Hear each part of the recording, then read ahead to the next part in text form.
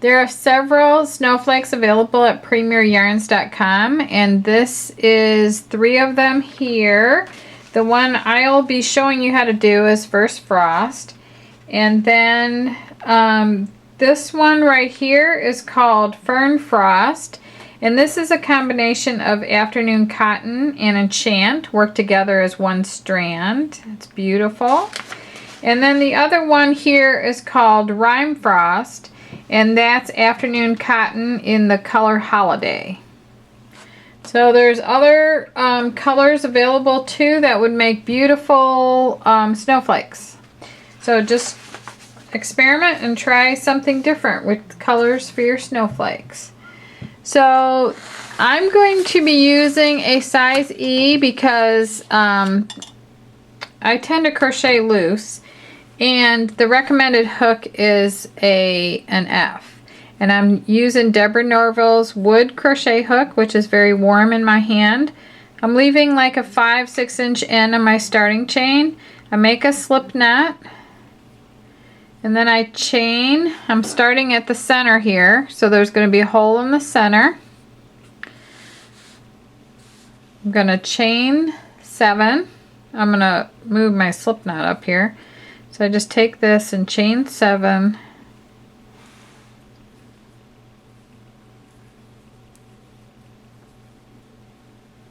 Like that. And then it says to join with a slip stitch to form a ring. So to do that, I'm going to join in the first chain. And then I'll bring that through here. And then it says chain 3, and that's going to count as my first double crochet. And I'm going to work 2 double crochets into the ring. And I also work on the end around, I work over the end of my starting chain. So I'm working into the ring and over my starting chain at the same time. And I'm going to work 2 double crochets.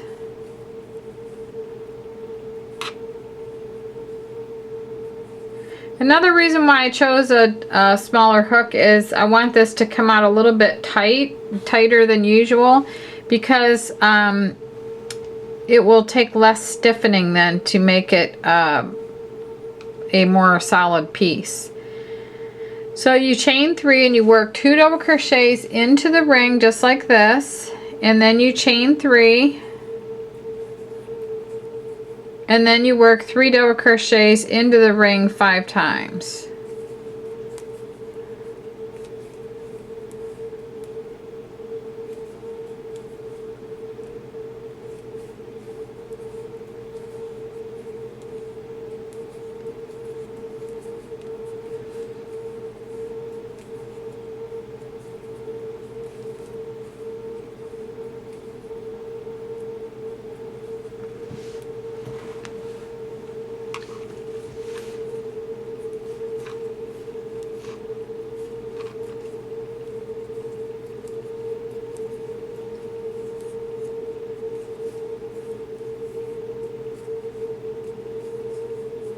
So I'm going to land up with 6 groups of 3 double crochets, and they're going to be separated by chain 3s.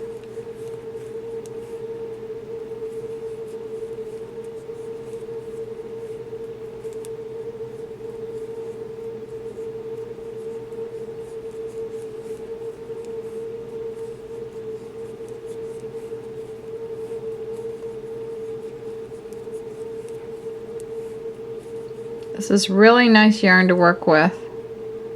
So I've got 1, 2, 3, 4, 5, and then chain 3,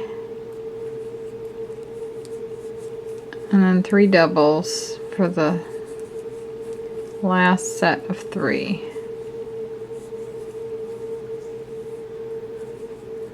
Okay, so you end with a chain 3, and then you slip stitch to the beginning chain 3 to join.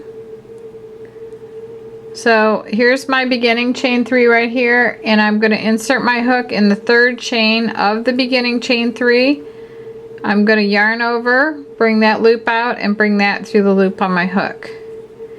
So now the other advantage of working over your starting chain is that I can pull that a little bit and tighten that hole in the middle. Okay, now it says to slip stitch to the chain 2 space, or chain 3 space.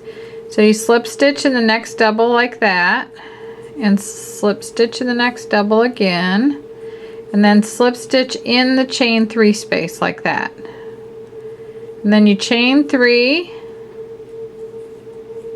and you work 2 doubles,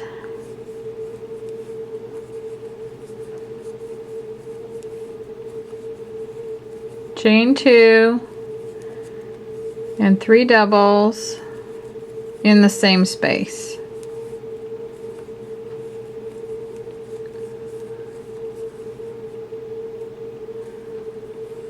And then you chain 2 and work 3 doubles,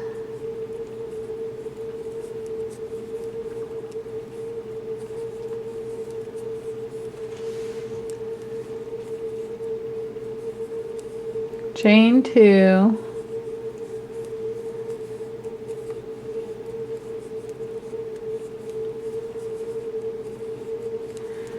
move this.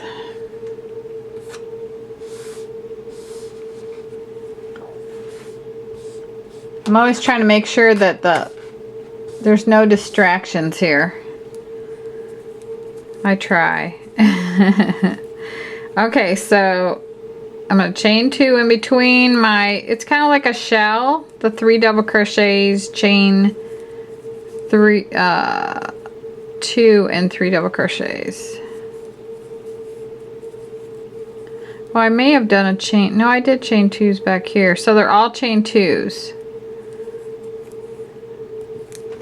So basically in every chain 3 space you're working 3 doubles, chain 2, 3 doubles, then you're working a chain 2 before you go on to the next shell. So you're going to have 6 shells. So it's like this right here. That's the round right there that I'm working on.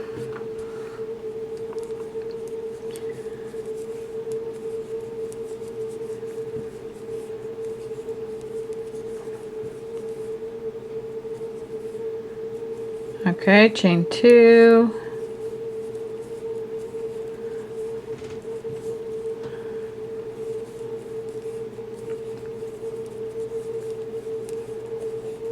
I'm purposely trying to make this tighter too as I'm crocheting. We've been getting a lot of requests lately for help on tension. A lot of people are too tight when they're crocheting. I used to be that way, but not now.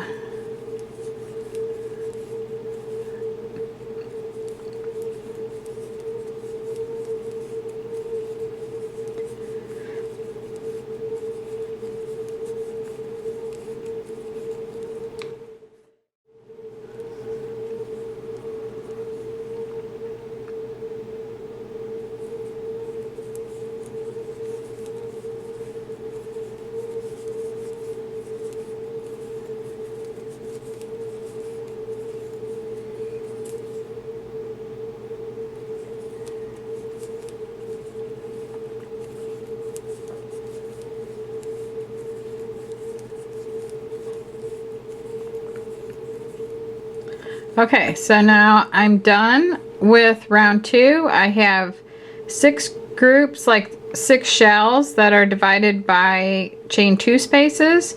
So I have 1, 2, 3, 4, 5, and 6. And now I'm going to join with a slip stitch to the first, to the top of that chain 3 like I did in round 1. Okay. Now it says to slip stitch to the chain 2 space, so I'm going to slip stitch in the next 2 doubles,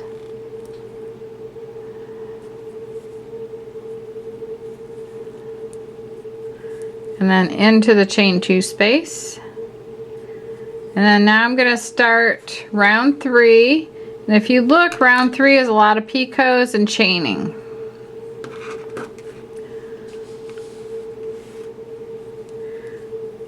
So now I'm going to chain 5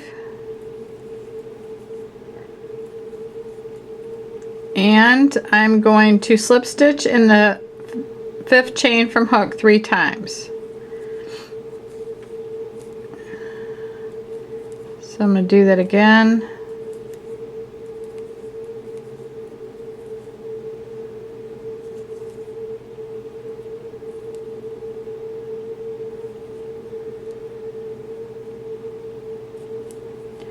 1, 2, 3, 4, 5. Okay, and I'm gonna slip stitch in the 5th chain from hook, and that's 3 picots that I just made. And then it says slip stitch in the 3rd slip stitch from hook, which is the base of the 1st picot. So there's 1, 2, 3rd chain from hook, and it's the base of the 1st picot. Like that, and then that forms the little group right there. So next you slip stitch into the chain 2 space, and that triple little group of picots is finished. And then you slip stitch in the next 2 double crochets, and then you chain 11,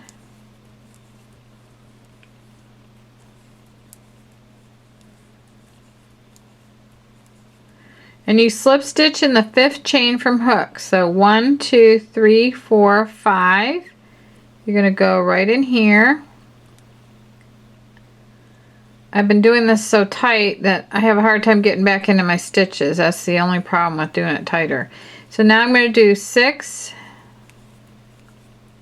and then slip stitch in the 6th chain from hook, and then chain 4, and slip stitch in the 4th chain from hook. Then you see that you have 3 picots there, and then it says slip stitch in the 3rd chain from hook, which is the base of the 1st picot there in that group. And then you chain 6,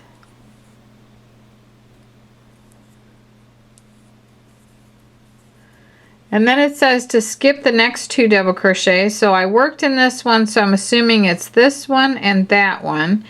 And then you slip stitch in that double crochet, and then you slip stitch in the next one and the chain 2 space, and then you start over again. Then you just repeat this 5 times more until you've worked all the way around your snowflake. So the next group you'll do is this shorter group here, and then you'll chain out again until you're all the way around. Then you finish off. And you can leave it this way, or you could spray it with spray starch, or wet the snowflake in glue or liquid starch to stiffen it. So I want to thank you for watching the video, and I hope that you enjoyed it. And the links